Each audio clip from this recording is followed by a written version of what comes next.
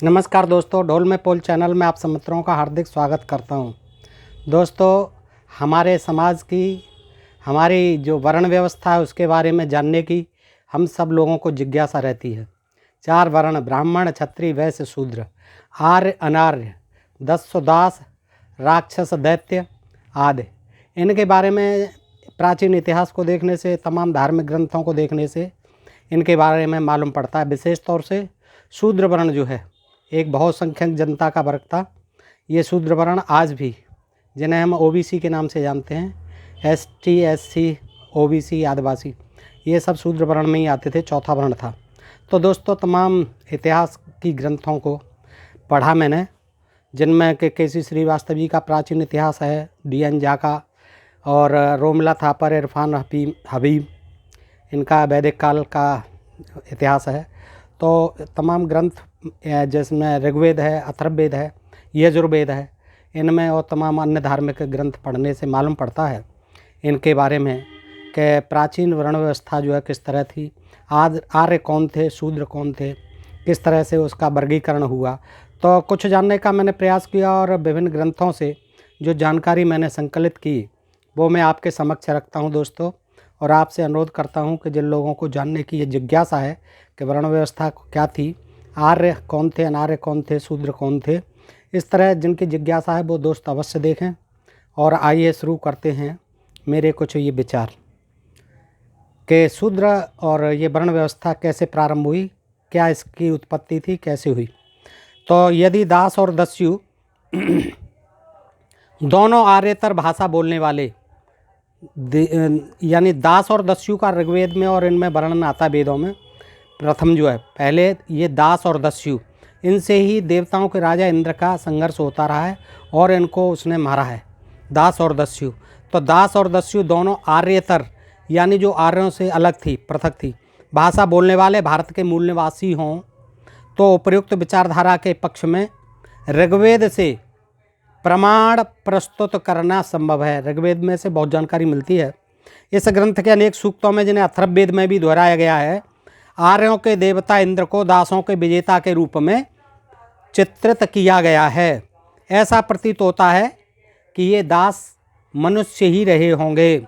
वेदों में कहा गया है कि इंद्र ने अधम दास वर्ण को गुफाओं में रहने को बाध्य कर दिया था। विश्व नियंता की हैसियत से दासों को पराधीन बनाने का भार उनके ऊपर है, इंद्र के ऊपर। और उनसे यह भी अनुरोध किया जाता है अपने यज्ञों में मंत्रों के द्वारा इंद्र से, क्योंकि इंद्र को ही प्रमुख देवता माना गया है वेदों में। तो उनसे यह भी अनुरोध किया जाता है कि इन दासों का विनाश करने के लिए तैयार रहें। ऋग्वैदिक स्तुतियों में बार बार इंद्र से अनुरोध किया गया है, ये ऋग्वेद में खास तौर से, और यजुर्वेद में भी ये स्तुतियां हैं। और विभिन्न देवताओं से यही अनुरोध किया गया है क्या, कि वे दास जनजाति जो यहाँ की जनजाति थी, विश्व का विध्वंस करें। इंद्र के बारे में यह भी कहा गया है कि उसने दस्युओं को सभी अच्छे गुणों से वंचित रखा है और दासों को अपने वश में किया है। यहाँ के जो मूल निवासी थे, अनार्य थे, वो दास ही थे उस समय। वेदों में दासों की अपेक्षा दस्यु भी थे, तो वेदों में दासों की अपेक्षा दस्युओं के विनाश और उन्हें पराधीन बनाने की चर्चा अधिक है। कहा गया है कि दस्युओं को मारकर इंद्र ने आर्य वर्ण की रक्षा की है। स्तुतियों में उनसे अनुरोध किया गया है कि वह दस्युओं से युद्ध करे ताकि आर्यों की शक्ति बढ़ सके। महत्व की बात यह है कि दस्युओं की हत्या की चर्चा कम से कम 12 जगहों पर हुई है, जिनमें से अधिकांश हत्याएं इंद्र के द्वारा ही बताई गई हैं। इसके विपरीत यदि दासों की हत्या के अलग अलग प्रसंग भी आए हैं, किंतु दास हत्या शब्द कहीं नहीं मिलता है। इससे पता चलता है कि दास और दस्यु पर्यायवाची नहीं थे और आर्य दस्युओं का विनाश निर्ममतापूर्वक करते थे।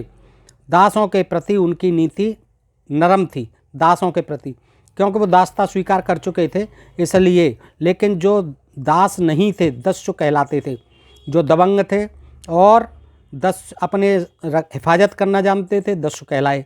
उनको दस्यु कह दिया और उनको मरवाया और उनके सामान को, उनकी जो पूंजी थी, जो धन संपत्ति होती थी, उनको इन्होंने देवताओं ने लूटा और ब्राह्मणों को दिया, आर्यों को दिया। ये उसी के कारण ही ये यज्ञ करते थे। आर्यों और उनके शत्रुओं के बीच जो संघर्ष हुए उनमें मुख्यतः शत्रुओं के किलों और दीवारों से घिरी बस्तियों को ध्वस्त किया गया इंद्र के द्वारा। दासों और दस्युओं दोनों के ही कब्जे में अनेक किलाबंद बस्तियां थीं, वेदों में आता है, ऋग्वेद में, जिनका संबंध भी सामान्यतः आर्यों के शत्रुओं के साथ जोड़ा जाता है। मालूम होता है कि घुमक्कड़ आर्यों की आंखें दुश्मनों की बस्तियों में संचित संपत्ति पर लगी हुई थीं और उन्हें हड़पने के लिए दोनों में निरंतर संघर्ष होता रहता था। उपासक की कामना रहती थी कि सभी ऐसे लोगों को मार दिया जाए जो यज्ञ हवन आदि नहीं करते हैं। यहाँ के जो लोग थे, दास या दस्यु, वो यज्ञ हवन में विश्वास नहीं करते थे, उन्हें कोई मतलब नहीं था। तो वो जो है उनकी आर्य लोग जो है उनकी इसका विरोध करते थे और यज्ञ हवन आदि नहीं करते, और उन्हें मार देने के बाद उनकी सारी संपत्ति लोगों में बांट दी जाए, ऐसी वो स्तुति करते हैं। दस्युओं को संपत्तिशाली होने पर भी यज्ञ न करने वाला यानी अकृत कहा गया है। दो ऐसे दास प्रमुखों का उल्लेख किया गया है जो धनलोलुप माने गए हैं। कामना की गई है कि इंद्र दासों की शक्ति को छीण करें और उनकी एकत्रित संपत्ति लोगों में बांट दें। दस्युओं के पास स्वर्ण और हीरा जवाहरात भी थे। निश्चित सोने की चिड़िया था देश, तो दस्युओं के पास उस समय, जिनको ये दस्यु कहते थे आर्य लोग, स्वर्ण और हीरा जवाहरात भी थे, जिनके चलते प्राय आर्यों का मन और भी ललचा गया। किंतु आर्य जैसी पशुपालक जाति को मुख्यतया अपने दुश्मनों के पशुधन का अधिक लोभ था। तर्क ये दिया जाता है कि कीकट हरियाणा में रहने वाली एक जनजाति गाय रखने के अधिकारी नहीं है, क्योंकि वे यज्ञ में गव्य दुग्धोत्पादित वस्तुओं का उपयोग नहीं करते। दूसरी ओर यह भी संभव है कि आर्यों के शत्रु उनके घोड़ों और रथों को अधिक महत्व देते थे।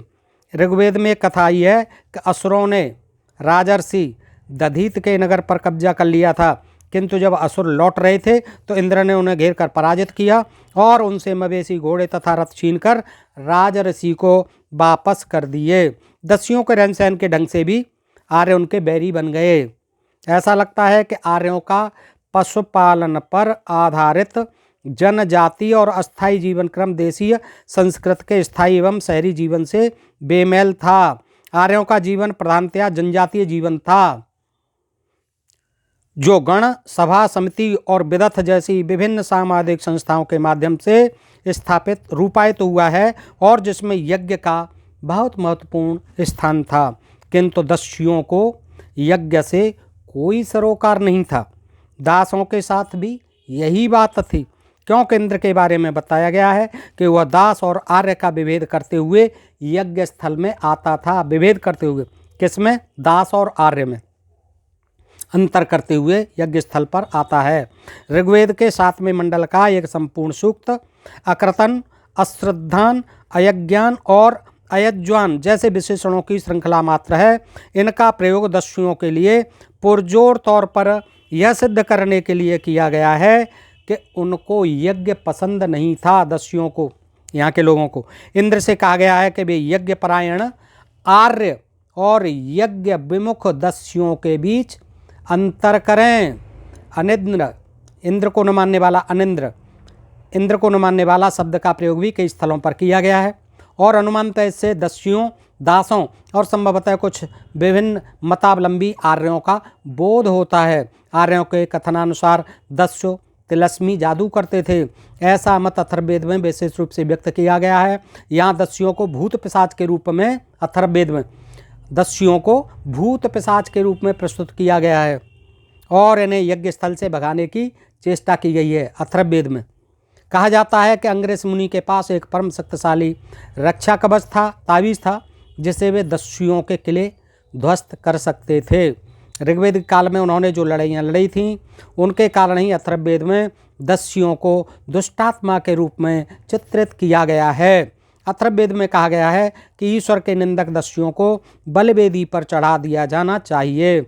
ऐसा विश्वास था कि दस्यु विश्वासघाती होते हैं, वे आर्यों की तरह धर्म कर्म नहीं करते हैं और उनमें मानवता नहीं होती। मैं समझता हूँ दोस्तों आपको क्लियर हो रहा होगा।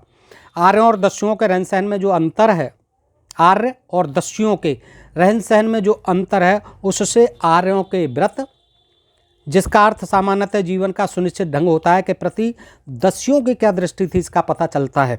यदि व्रत और व्रात, जिसका अर्थ जनजातीय दल या समूह होता है, के बीच संबंध स्थापित करना संभव हो तो यह कहा जा सकता है कि व्रत शब्द का अर्थ जनजातीय कानून या प्रथा है। दस्युओं को साधारणतः अव्रत और अन्य व्रत कहा गया है। अपव्रत शब्द का प्रयोग दो स्थलों पर हुआ है, जो प्रायः दस्युओं और भिन्न मत रखने वाले आर्यों के लिए है। ध्यान देने की बात है कि दासों के लिए इस प्रकार के विशेषणों का प्रयोग नहीं हुआ है, जिससे मालूम होता है कि वे दस्युओं की अपेक्षा आर्यों के तौर तरीके अधिक पसंद करते थे। दास, ऐसा लगता है कि आर्यों और उनके शत्रुओं में रंग का अंतर था। आर्य जो मानव यानी मानुषी प्रजा कहे जाते थे और अग्नि यानी वैश्वानर की पूजा करते थे, कभी कभी काले रंग वाले मनुष्यों अक्सिनी विषह की बस्तियों में आग लगा देते थे। यहाँ के मूलवासी काले रंग के होते थे दोस्तों, जिन्हें दस्यु और दास कहते थे। तो बस्तियों में आग लगा देते थे और वे लोग, यहाँ के रहने वाले दास और दस्यु, वे लोग संघर्ष किए बिना ही अपना सर्वस्व छोड़कर भाग खड़े होते थे। आर्य देवता सोम को काले वर्ण के लोगों का हिंसक कहा गया है, सोम को, जो दस्यु होते थे। इंद्र को भी काले रंग के राक्षसों त्वचम सिक्नीम से संघर्ष करना पड़ा था। काले रंग जिनके थे उनको, इंद्र को भी उनसे संघर्ष करना पड़ा था और एक स्थल पर उन्हें 50,000 काले वर्ण वालों यानी कृष्ण की हत्या का श्रेय दिया जाता है, जिन्हें सायण काले वर्ण का राक्षस मानते हैं। काले वर्ण वालों को दास और दस्यु और फिर राक्षस भी मानने लगे। इंद्र का असुरों की कहानी, असुर भी आ गए। इंद्र का असुरों की कहानी चमड़ी उधेड़ते हुए भी चित्रण किया गया है। असुर भी उन्हीं में थे, राक्षस भी उन्हीं को कहा गया जो काले रंग के थे। इंद्र का एक वीरतापूर्ण कार्य, जिसका कुछ ऐतिहासिक आदर हो सकता है, कृष्ण नामक योद्धा के साथ उनका युद्ध है। ये वाकई उसमें बहुत विचित्र ढंग से है। ऋग्वेद में कृष्ण नामक योद्धा के साथ उनका युद्ध है। कहा जाता है कि जब कृष्ण ने अपनी 10,000 सेना के साथ अंशुमती या यमुना पर खेमा गिराया, तब इंद्र ने मरुतों को संगठित किया और पुरोहित देव बृहस्पति की सहायता से अदेवीय विष के साथ युद्ध किया। अदैवी विष का अर्थ सायण ने काले रंग का असुर बताया है। कृष्ण को काले रंग का असुर बताया है। कृष्ण रूपः असुर सेनः, कृष्ण को श्याम वर्ण का आर्येतर यानी आर्यों से पृथक योद्धा बताया गया है, जो यादव जाति का था। देखिए, कृष्ण का और इंद्र का युद्ध हुआ था। कृष्ण काले रंग के थे, इंद्र गोरे रंग का था, आर्यों का नेता था, आर्यों का देवता था, आर्यों का राजा था। तो उनसे जो है इनका यमुना के किनारे युद्ध हुआ था। यह संभव मालूम पड़ता है क्योंकि परवर्ती अनुश्रुति है कि इंद्र और कृष्ण में बड़ी शत्रुता थी।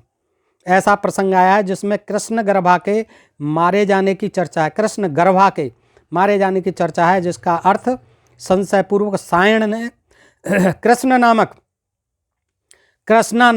असुर की गर्भवती पत्नियां बताया है। कृष्ण को भी असुर बताया गया है और उसी कृष्ण की गर्भवती पत्नियों को मारे जाने की चर्चा आती है कृष्ण गर्भा इंद्र द्वारा। इसी प्रकार इंद्र द्वारा कृष्ण यौन है दासी के विनाश का भी उल्लेख है। सायण की उर्वर कल्पना ने उन्हें निकृष्ट जाति की आसुरी सेना माना है, किंतु बिल्सन कृष्ण को श्याम वर्ण का द्योतक मानते हैं। यदि बिल्सन का अर्थ सही माना जाए तो यह स्पष्ट है कि दास काले रंग के होते थे, किंतु हो सकता है कि उन्हें इसी प्रकार काले रंग का कहा गया हो जिस प्रकार दस्युओं और आर्यों के अन्य शत्रुओं को कहा गया है। उपयुक्त प्रसंगों से निसंदेह स्पष्ट होता है कि अग्नि और सोम के उपासक आर्यों को भारत के काले लोगों से युद्ध करना पड़ा था।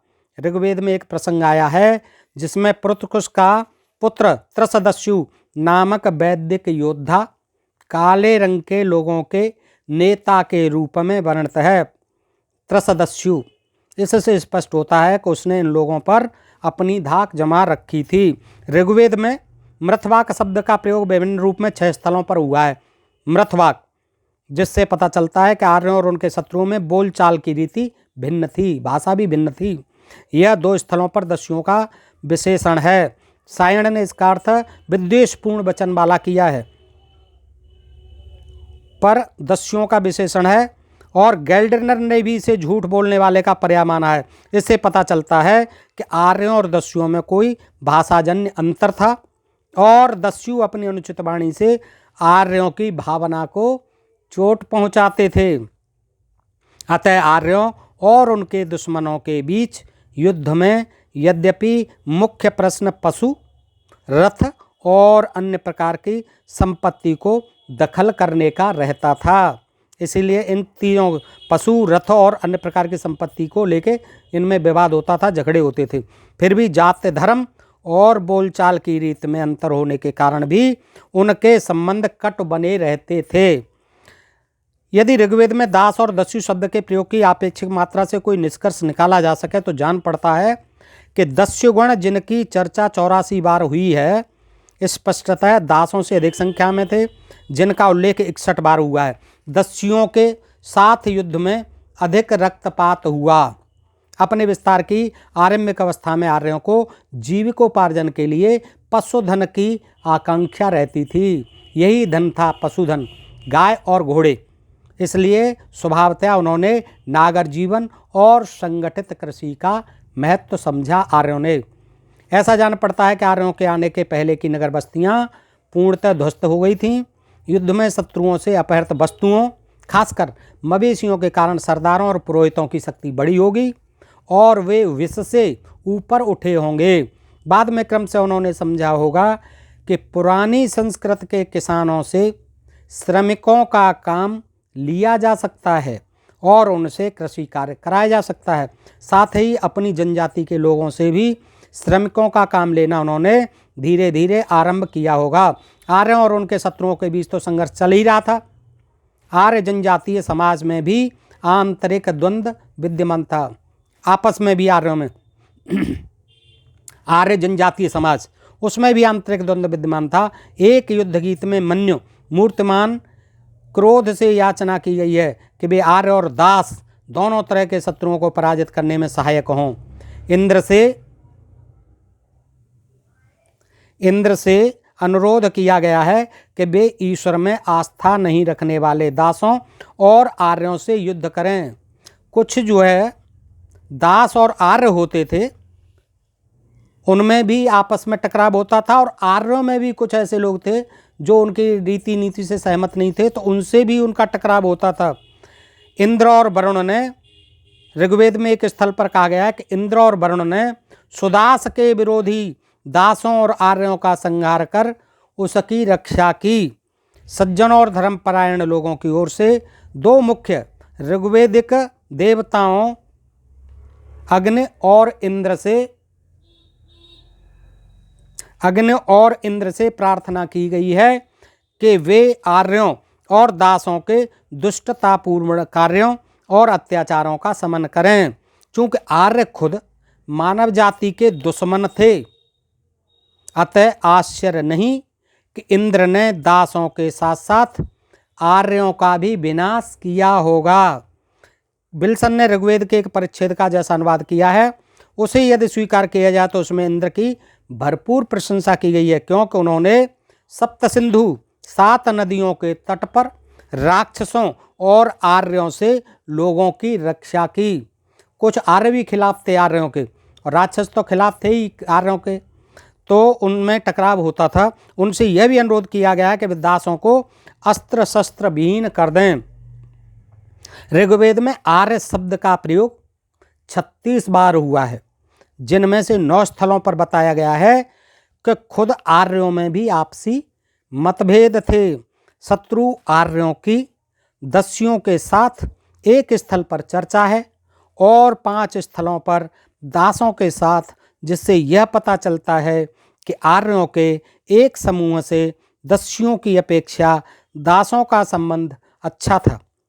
आर्यों के अपने आपसी संघर्ष में दास स्वभावतः आर्यों के मित्र और सहयोगी थे, इसलिए आर्यों के समाज का जनजातीय आधार धीरे धीरे क्षीण होने लगा और आर्यों तथा दासों के विलयन की क्रिया को बल मिला। ऋग्वेद के प्रारंभिक भाग में ऐसे 5 प्रसंग आए हैं जिनसे पता चलता है कि आंतरिक संघर्षों की परंपरा बहुत ही पुरानी थी। दास काले रंग के होते थे। ऐसा प्रतीत होता है कि इस युद्ध में आर्यों की लघुतर जनजातियों ने अपना अलग अस्तित्व बनाए रखने का स्मरणीय प्रयास किया। म्यूर ने ऋग्वेद से ऐसे 58 अंश उद्धृत किए हैं जिनमें आर्य समुदाय के सदस्यों की धार्मिक शत्रुता या उदासीनता की भर्त्सना की गई है। इनमें से कई अंश अनुदार व्यक्तियों के विरुद्ध हैं जिनमें अधरासम या अप्रणतः कहा गया है। एक स्थल पर इंद्र को समृद्ध व्यक्तियों का, संभवतः उन समृद्ध आर्यों का जिन्होंने उनकी कोई सेवा नहीं की थी, कुछ आर्य भी नहीं मानते थे इंद्र को, उनकी सेवा नहीं की थी, दुश्मन बताया गया है। दास और आर्य अपनी संपत्ति छिपा कर रखते थे जिसके चलते उनका विरोध होता था। कुछ आर्य भी अपनी संपत्ति को छिपा के रखते थे, यज्ञ में नहीं देते थे, तो उनका भी आर्य जो है जो यज्ञ हवन करते थे वो विरोध करते थे। कहा जाता है कि अग्नि ने अपनी प्रजा की भलाई के लिए समतल भूमि और पहाड़ियों में स्थित संपत्ति को अपने में कब्जे में कर लिया और अपनी प्रजा के दास तथा आर्य शत्रुओं को हराया। इन अंशों में यह भी बताया गया है कि जो आर्य दुश्मन समझे जाते थे उनकी भी संपत्ति अनुमानतः मवेशी छीन ली जाती थी और उन्हें आर्यतर लोगों की भांति कंगाल बना दिया जाता था। जो यज्ञ नहीं करते थे, जो यज्ञों के लिए संपत्ति नहीं देते थे, वो आर्य भी राक्षसों के समान यहाँ के जो मूल निवासी थे, दास या दस्यु, उन्हीं के समान उनके साथ बर्ताव किया जाता था। कीथ का विचार है कि वैदिक युग के भारतीय प्रधानतया पशुचारी थे। पशुओं चराना मुख्य देह था, उनका मुख्य धंधा था, उनके जीविका का साधन वही था, पशु चराना। तथ्य उपलब्ध न रहने के कारण हड़प्पा समाज के बचे खुचे लोगों और आर्यों के बीच क्या आदान प्रदान हुए यह कहना कठिन है। चाहे वे अनार्य जो भी हों, ऋग्वेद से तो लगता है कि उनके धन को आर्यों ने अवश्य लूटा। चाहे ये अनार्य जो भी हों, ऋग्वेद से तो लगता है कि उनके धन को आर्यों ने अवश्य लूटा। युद्ध में अपहरण की गई संपत्ति से जनजाति के नेताओं का ऐश्वर्य और सामाजिक दर्जा अवश्य बढ़ा होगा और उन्होंने मवेशी और दासियों का दान कर पुरोहितों का संरक्षण किया होगा। ऐसा प्रतीत होता है कि आर्यों के विस्तार के पहले दौर में बस्तियों और दस्युओं जैसे लोगों का विनाश इतना अधिक किया गया कि नए समाज में आर्यों के विलयन हेतु उत्तर पश्चिमी भारत में बहुत कम ही लोग बचे रहे होंगे। हालांकि बाद में उनके विस्तार के क्रमों में ऐसी स्थिति नहीं भी रही होगी। एक और तो बचे हुए लोगों में से अधिकांश लोगों और विशेषतः अपेक्षाकृत पिछड़े वर्ग के लोगों को दासता स्वीकार करनी पड़ी होगी और दूसरी ओर आर्यों के समाज में विष की सहज प्रवृत्ति यही रही होगी कि निम्न वर्ग में विलयन करें। सायण की टीका के अनुसार उन्हें आर्यों के जीवन के तौर तरीके सिखाए जाते थे। यहाँ के लोगों को, दास दस्युओं को, आर्यों के जीवन के तौर तरीके सिखाए जाते थे। एक अन्य प्रसंग में चर्चा आई है, इंद्र ने दस्युओं को आर्य की उपाधि से वंचित कर दिया। दस्युओं को आर्य की उपाधि से वंचित कर दिया। जो आर्य थे, जो नहीं मानते थे, उनको आर्य की उपाधि से ही वंचित कर दिया था, आर्यों को भी, कुछ को।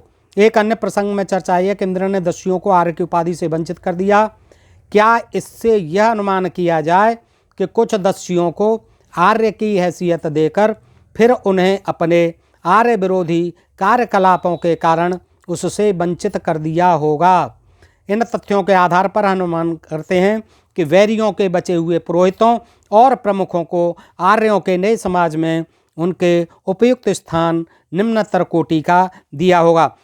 ऋग्वेद काल के आरंभ में दासियों का भी देखें कि आज्ञानवर्ती समुदाय विद्यमान था, दासियां भी थीं। अनुमानतः आर्यों के जो शत्रु थे उनमें पुरुषों के मारे जाने पर उनकी पत्नियां दासता की स्थिति में पहुंच गईं। कहा गया है कि पुरकुत्स के बेटे त्रसदस्यु ने उपहार के रूप में 50 दासियां दी। अथर्ववेद के आरंभिक अंशों में भी दासियों के संबंध में प्रमाण मिलते हैं। उसमें दासी का जो चित्र उपस्थित किया गया है उसके अनुसार उसके हाथ भीगे रहते थे। दासी वह ओखल मूसल कूटती थी तथा गाय के गोबर पर पानी छिड़कती थी। इससे पता चलता है कि वह घरेलू कार्य करती थीं दासियाँ। इस संहिता में काली दासी का प्राचीनतम उल्लेख मिलता है। संदर्भों से पता चलता है कि आरंभिक वैदिक समाज में दासियों से गृह कार्य यानी दासों की पत्नियों से दासियों से गृह कार्य कराया जाता था। दासी शब्द के प्रयोग से स्पष्ट है कि वे पराजित दासों की स्त्रियां थीं। भारत के बहुत बड़े हिस्से में आर्य भाषाओं के प्रचलन से भी यह अनुमान किया जा सकता है कि इन भाषाओं के बोलने वाले बड़ी तादाद में आए थे। आर्य भाषा बोलते थे। आगे चलकर बताया गया है कि उत्तर भारत की आबादी में वैश्यों के साथ साथ शूद्रों की संख्या बहुत अधिक थी, किंतु इसका कोई प्रमाण नहीं मिलता कि वे आर्येतर भाषाएं बोलते थे। दूसरी ओर शूद्र के लिए यज्ञ में प्रयुक्त संबोधन से स्पष्ट है कि उत्तर वैदिक काल में शूद्र आर्यों की भाषा समझते थे। उत्तर वैदिक काल में शूद्र आर्यों की भाषा समझते थे। इस संबंध में महाभारत की एक जनश्रुति महत्वपूर्ण है। ब्रह्मा ने वेद के प्रतीक स्वरूप सरस्वती का निर्माण पहले 4 वर्णों के लिए किया, किंतु शूद्र धन की लिप्सा में पढ़कर अज्ञान अंधकार में डूब गए और वेद के प्रति उनका अधिकार जाता रहा। बेवर की दृष्टि में इस कंडिका से यह ध्वनित होता है कि प्राचीन युग में शूद्र आर्यों की भाषा बोलते थे। संभव है कि कुछ स्वस्थानिक जनजातियों ने अपनी बोली के बदले आर्यों की बोलियां अपना ली हों। जैसे आधुनिक युग में बिहार की कई जनजातियों ने अपनी भाषा छोड़कर कुरमाली और सदाना जैसी आर्य बोलियां अपना ली हैं, किंतु उन्होंने जिन लोगों की भाषा अपनाई उनकी अपेक्षा आदिवासियों की संख्या अवश्य कम रही होगी। आधुनिक युग में भी जबकि आर्य भाषा बोलने वालों को अपनी भाषा और संस्कृति का प्रसार करने के लिए अधिक सुविधाएं प्राप्त हैं, वे आर्येतर भाषाओं को नहीं मिटा पाए। इन आर्येतर भाषाओं में कुछ तो अपनी सशक्त वर्णनशीलता सिद्ध कर चुकी हैं। जो स्थानीय भाषाएं होती हैं, अपनी भाषाएं होती हैं, कुछ जनजातियों की जो भाषाएं हैं वो आज तक नहीं मिट पाई हैं। ऊपर बताए गए तथ्यों के आधार पर यह कहना दुस्साहस नहीं होगा कि आर्य बड़ी तादाद में भारत में आए। बैरी जनजातियों के साथ मिश्रण के बावजूद आर्य सरदारों और पुरोहितों की संख्या बहुत कम रही होगी। कालक्रम से आर्य जनजातियों के अधिकांश लोग पशुपालक और किसान बन गए, कुछ लोग श्रमिक बन गए। युद्ध में पराजित लोगों से उपहार के रूप में लूटपाट से जो संपत्ति आर्य समुदायों को प्राप्त होती थी वही उनकी आमदनी थी, और प्राय इसी संपत्ति में भी उन्हें जनजाति के सदस्यों को हिस्सा देना पड़ता था। ऋग्वेद में केवल बल ही एक शब्द है, केवल बल ही एक शब्द है जो एक प्रकार कर का द्योतक है। बल मीन्स कर का द्योतक है। साधारणतः इसका तात्पर्य है देवता को अर्पित चढ़ावा। प्राय पुराणों में वर्ण व्यवस्था की उत्पत्ति के विषय में जो अनुमान किए गए हैं वे उस स्थिति का ही उल्लेख करते हैं। इन अनुमानों के अनुसार त्रेता युग का प्रारंभ होने तक न तो कोई वर्ण व्यवस्था थी और न कोई व्यक्ति लालची था और न लोगों में दूसरों की वस्तु चुरा लेने की प्रवृत्ति थी, किंतु अति प्राचीन काल में भी सैनिकों, नेताओं और पुरोहितों के मंथरोद्भव के साथ साथ खेतिहर किसान और हस्तकलाओं का व्यवसाय करने वाले कारीगर या शिल्पी जैसे वर्गों का भी उद्भव हुआ। बुनकर, जुलाहे, चर्मकार, बढ़ई और चित्रकार के लिए एक ही ढंग के शब्दों का प्रयोग उनके भारोपीय उद्भव का संकेत देता है। रथ के लिए एक भारोपीय शब्द के व्यापक प्रयोग से पता चलता है कि भारोपीय लोग रथ का निर्माण करना जानते होंगे, किंतु ऋग्वेद में जहाँ पहले के अनेकानेक परिच्छेदों में बढ़ई के कार्य की चर्चा हुई है ऋग्वेद में, वहाँ रथकार शब्द का प्रयोग नहीं दिखाई पड़ता। अथर्ववेद से संकेत मिलता है कि रथ निर्माता, रथकार और धातुकर्म करने वाले कर्मार को समाज में महत्वपूर्ण स्थान प्राप्त था। स्पष्ट है कि आर्य समुदाय के सदस्य विष ऊपर बताए गए शिल्पों का व्यवसाय करते थे और उन्हें किसी तरह हीन नहीं समझा जाता था। ऋग्वेद की एक प्रवृत्ति ऋचा में बढ़ई का वर्णन इस रूप में किया गया है कि वह सामान्यतः अपना काम तब तक झुककर करता रहता है जब तक उसकी कमर टूटने न लग जाए। इससे आभास मिलता है कि उसका कार्य कठिन था, पर इससे हमारे मन में उसके प्रति घृणा के भाव नहीं जगते हैं। वैदिक काल के संदर्भ में यह नहीं कहा जा सकता कि बड़े ही नीची जाति के थे या उनका अपना पृथक वर्ग था वैदिक काल में, किंतु करमार, बढ़ई, तच्छन और चर्मम, जुलाहे और अन्य लोग जिनका व्यवसाय ऋग्वेद में सम्मानजनक माना गया है और जिनका विश्व के सम्मानित सदस्य भी आदर करते थे, पाल ग्रंथों में शूद्र माने गए हैं। पाल ग्रंथों में उनको शूद्र माना गया है। संभव है कि आर्यतर लोगों में भी स्वतंत्र रूप से, अनार्य लोगों में भी स्वतंत्र रूप से इन शिल्पों को अपनाया हो, पर इसमें कोई संदेह नहीं कि आर्य शिल्पियों के अनेक वंशज, आर्यों ने भी कुछ ऐसे शिल्पी के काम किए थे, शिल्पकारी के, उनको भी फिर बाद में शूद्रों में वर्णित किया गया। शिल्पियों के अनेक वंशज, आर्य शिल्पियों के अनेक वंशज जो अपने प्राचीन व्यवसाय में ही लगे रहे, शूद्र समझे जाने लगे। ऐसा नहीं था कि यहाँ के लोगों को ही, अनार्यों को ही समझा गया शूद्र, उसमें भी उनके जो नहीं मानते थे वेदों को, जो उनके यज्ञ और हवन को दान नहीं देते थे, सहयोग नहीं करते थे, उनको भी उन्होंने शूद्र की कैटेगरी में, शिल्पी जो थे, शिल्प कर्म करते थे, उनको भी इन्हीं के शूद्रों में ही सम्मिलित किया गया। लेकिन उत्तर वैदिक साहित्य में और गाथा काव्य, पुराण और धर्मशास्त्र की जनश्रुतियों में भी इसे कुछ हेर फेर के साथ प्रस्तुत किया गया है। इसमें कहा गया है कि ब्राह्मण की उत्पत्ति आदिमानव ब्रह्मा के मुँह से, क्षत्रिय की उनकी भुजाओं से, वैश्य की उनकी जांघों से और शूद्र की उनकी पैरों से हुई थी। इससे या तो यह स्पष्ट होता है कि शूद्र और अन्य तीन वर्ण एक ही वंश के थे और इसके फलस्वरूप वे आर्य समुदाय के अंग थे। ये कहने की कोशिश की गई है कि हम आर्य हों या अनार्य हों, एक ही ब्रह्मा से पैदा हुए हैं। उन्होंने मिलाने की कोशिश की आर्यों ने और इस तरह से ये कथा बनाई, ये कि ब्रह्मा के पैर से ही हम निकले हैं चारों, ब्रह्मा के शरीर से ही, मुख से क्षत्रिय, मुख से ब्राह्मण, बाहों से क्षत्रिय, भुजाओं से, और जांघों से वैश्य और पैरों से शूद्र। इस तरह से उन्होंने यहाँ के लोगों को घुल मिल के कि हम एक ही हैं, ऐसे भेद को मिटाने के लिए उन्होंने ये स्थापना की ब्रह्मा के द्वारा। इससे या तो ये स्पष्ट है कि शूद्र और अन्य तीन वर्ण एक ही वंश के थे और इसके फलस्वरूप भी आर्य समुदाय के ही अंग थे, अथवा इसके द्वारा विभिन्न जातियों को ब्राह्मणीय समाज में उत्पत्ति की कहानी के द्वारा मिलाने का प्रयास किया गया। पुरुष सूक्त अथर्ववेद के अंतिम अंश में है। श्रम का विभाजन ऋग्वेदिक काल में ही काफ़ी विकसित हो चुका था। श्रम का विभाजन ऋग्वेदिक काल में ही हो चुका था, किंतु यद्यपि एक ही परिवार के विभिन्न सदस्य, एक ही परिवार के कई धंधे कर सकते, कई शिल्प कर सकते थे, काम कर सकते थे। जैसे एक ही परिवार के विभिन्न सदस्य कवि, भिक्षक, भिषक, भिखारी और पाठक पिसाई करने वालों का काम करते थे। इससे कोई सामाजिक भेदभाव उत्पन्न नहीं होता था। पर अथर्ववेद काल के अंत में कार्यों की भिन्नता के आधार पर सामाजिक हैसियत में भी अंतर किया जाने लगा और इस प्रकार जनजातियों तथा कुनबों का सामाजिक वर्गों में विघटन शुरू हुआ। मालूम होता है कि शूद्र या दास कर्म करने वाले कुछ आर्य चतुर्थ वर्ण की श्रेणी में भी आ गए थे।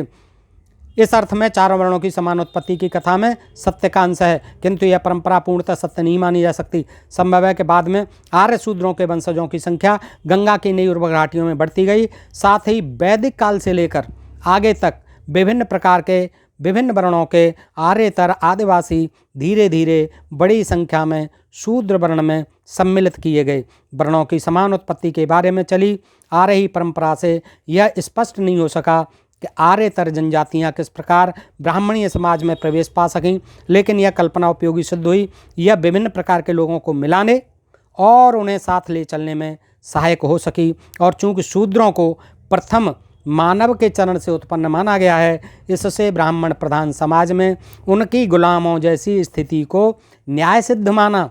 यही सिद्ध करने के लिए, न्याय सिद्ध करने के लिए ही शूद्रों को ब्रह्मा के चरण से उत्पन्न माना कि हो तो तुम हमारे हिस्से, लेकिन तुम क्योंकि ब्रह्मा के पैर से पैदा हुए इसलिए हमसे नीचे हो। ये सिद्ध करने के लिए उन्होंने ये कथा गढ़ी थी कि स्थिति को न्याय सिद्ध माना और बताया जा सका।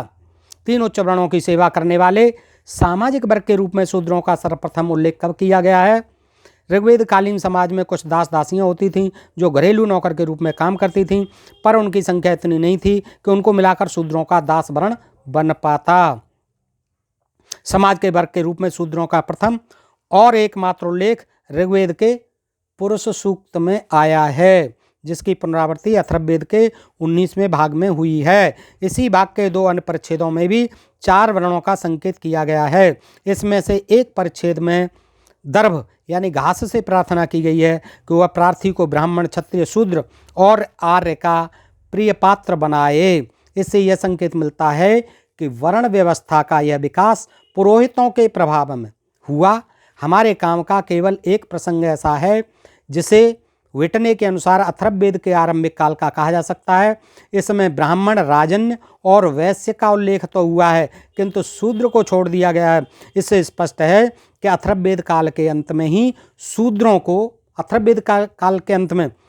को समाज के एक वर्ग के रूप में चित्रित किया गया है। इसी अवधि में उनकी उत्पत्ति के संबंध में पुरुष सूक्त में उल्लिखित उक्ति का समावेश ऋग्वेद के 10वें मंडल में किया गया होगा। लोग जानना चाहेंगे कि चतुर्थ वर्ण शूद्र क्यों कहलाने लगा। मालूम होता है कि जिस प्रकार सामान्य यूरोपीय शब्द स्लेव और संस्कृत शब्द दास विजित जनों के नाम पर बने थे, उसी प्रकार शूद्र शब्द उक्त नामधारी पराजित यानी हारी हुई जनजाति के नाम पर बना था। देखें दोस्तों, शूद्र शब्द उक्त नामधारी पराजित जनजाति के नाम पर बना था। जो दास थे, दस्यु थे, पराजित लोग थे, उनके लिए ही शूद्र शब्द का इस्तेमाल हुआ। ईसा पूर्व 4वीं शताब्दी में शूद्र नाम की जनजाति भी थी यहाँ पर, क्योंकि डियोडोरस ने लिखा है कि सिकंदर ने आधुनिक सिंध के कुछ इलाकों में रहने वाली सौद्रई नामक जनजाति पर चढ़ाई की। सौद्रई से भी शूद्र शब्द बनाया हुआ माना जाता है। सौद्रई नामक जनजाति पर चढ़ाई की। सिकंदर ने, ग्रीक लेखकों ने जिन जातियों का उल्लेख किया है उनका अस्तित्व अति प्राचीन काल में भी देखा जा सकता है। इस संबंध में ब्राह्मण या राजन का कोई उल्लेख नहीं हुआ है। अब प्रश्न यह है कि यहाँ आर्य और शूद्र 2 सामाजिक वर्णों के प्रतीक हैं या 2 जनजातियों के। इनमें से उत्तरवर्ती कल्पना युक्त लगती है। पहले आर्य और दास या दस्यु के बीच जो विरोध रहता था वह अब बदलकर आर्य और शूद्र के बीच का हो गया। आर्य और शूद्र के बीच का हो गया विरोध, जो पहले दास और आर्य और दस्यु के बीच में रहता था। यह विशेष रूप से ध्यान देने योग्य है कि ये निर्देश सामाजिक विभेद या अशक्तताओं का ऐसा आभास नहीं देते जो वर्ण की कल्पना में अंतर्निहित है। सायण आर्य को प्रथम 3 वर्णों का, आर्य को प्रथम 3 वर्णों का और दास को शूद्र वर्ण का मानते हैं। दासों को शूद्र वर्ण का मानते हैं। स्पष्ट है कि सायण ने यह टीका बाद में समाज के 4 वर्णों में विभक्त होने के आधार पर की, जिनका औचित्य वह सिद्ध करना चाहते हैं। अथर्ववेद के प्रारंभिक भाग में शूद्र को जनजाति माना गया है। इस आशय का निष्कर्ष इसमें उपलब्ध तीसरे प्रसंग में भी निकाला जा सकता है, जिसमें तकमन ज्वर से कहा गया है कि वह मजवंतों, बल्कों और महावृषों के साथ साथ कुलटा शूद्र महिलाओं को भी ग्रसित करे। मालूम है कि ये सभी जन उत्तर पूर्व भारत के निवासी थे। शूद्र, जहाँ शूद्र जनजाति अभीरों के साथ रहती थी, उत्तर पूर्व भारत में देखिए वहाँ शूद्र जनजाति अभीरों के साथ रहती थी। जैसा कि महाभारत में बताया गया है, एक अन्य ऋचा में भी शिक्षा की पुनरावृत्ति की गई है कि ज्वर विदेशियों को ग्रसित करे। इससे आभास मिलता है कि शूद्र महिलाओं का उल्लेख जिस संदर्भ में हुआ है वह अथर्ववेद कालीन आर्यों के उस वैरभाव का द्योतक है जो उनके मन में भारत के उत्तर पश्चिम भाग के विजातीय निवासियों के प्रति रहता था। अतः वहाँ संभवतः शूद्र शब्द का अर्थ है शूद्र जाति की महिला। पैपलाद शाखा की एक ऐसी ऋचा में शूद्रा की जगह दासी शब्द का भी प्रयोग हुआ है, जिससे लेखक की राय में यह प्रकट होता है कि ये दोनों शब्द पर्यायवाची हैं, चाहे वो शूद्रा हो चाहे दासी हो। अतः अथर्ववेद के आरंभिक भाग में जो शूद्र शब्द का प्रयोग हुआ है उसे वर्ण के अर्थ में नहीं बल्कि जाति के अर्थ में लेना चाहिए।